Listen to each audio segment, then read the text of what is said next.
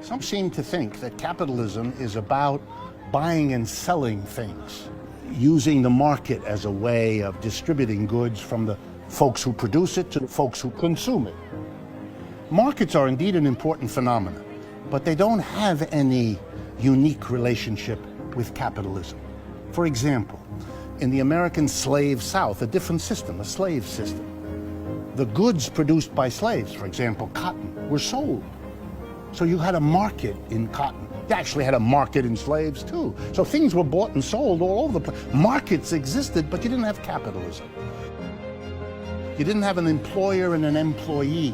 That's the core of capitalism. Slavery is a different system. It's a master and a slave. The master doesn't hire the slave. There's no need. The master owns the slave. In capitalism, the employer doesn't own you. May feel like that occasionally, but he doesn't legally own you. In feudalism, it's yet again different. It's a lord and a serf who kind of belongs on the land, has obligations to the lord, but the lord doesn't hire the serf, doesn't pay him a wage, but there were markets in serfdom. The unique thing about capitalism is not therefore a market. The unique thing about capitalism is the relationship in production, in how goods and services are produced. It's a relationship that is not master-slave, that is not lord-serf. It is a very particular arrangement, employer-employee. And in that relationship lies a fundamental conflict, tension, anger, resentment. Why? Because some people are doing all the work and producing more than they get, a more that we nowadays call the surplus, the extra. And if you're a capitalist, an employer, what of course is your interest? To give the worker the least possible while getting the most out of them, because that's the biggest surplus they can get. And the more surplus they have, the more secure they'll be. In capitalism, it turns out we've got exactly the same kind of system as we had in slavery and feudalism. Why? Because the worker has to produce more, a surplus, than he gets. Just as the master got the surplus the slave produced, or the feudal lord got the surplus that the serf produced. It's nobody's fault. It's the way the system is set up.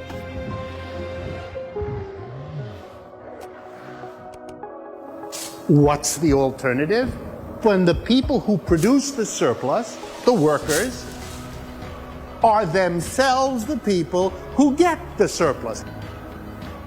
If all the workers together make a cooperative, then they aren't split between the employers and the employees, because both positions are occupied by every person in the operation. There's no split. How would that work? Take any factory, take any office, take any store, change it as follows.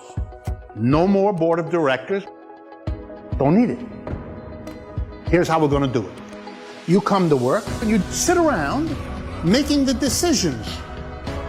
All the decisions that used to be made by the capitalists.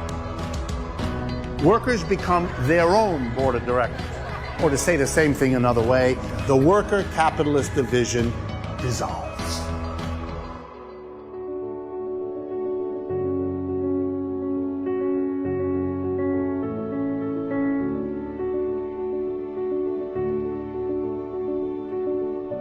If you made all the workers democratically get together and decide how to distribute the wealth they've all together created, they would never give a handful of people more money than they know what to do with, while everybody else is worrying about sending their kid to college because they can't afford it.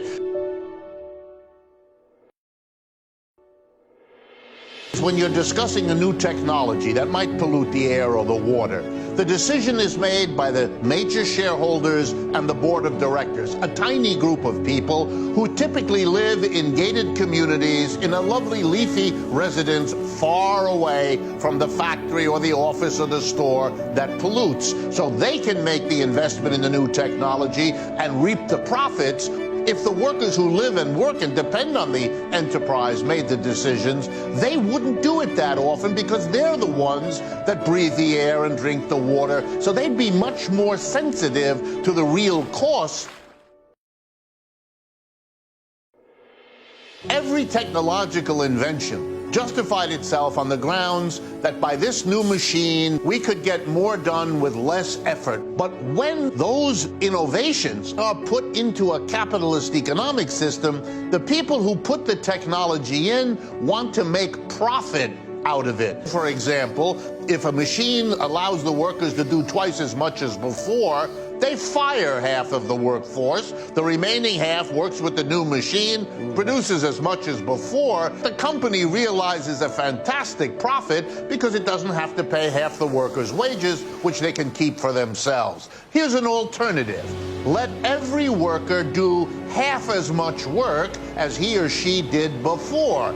Let's run the working day 4 hours instead of 8. The workers will have engaged an enormous amount of leisure to pay attention to their own development, to their families, to their communities. If we use technology that way, we would use it to help the mass of people enjoy a better life rather than a small percentage of the people enjoy a greater profit. The problem was never with technology. The problem was with the system that decides how to use that technology. You're going to have to get rid of the capitalist system where it lives, in the stores, the factories, and the offices.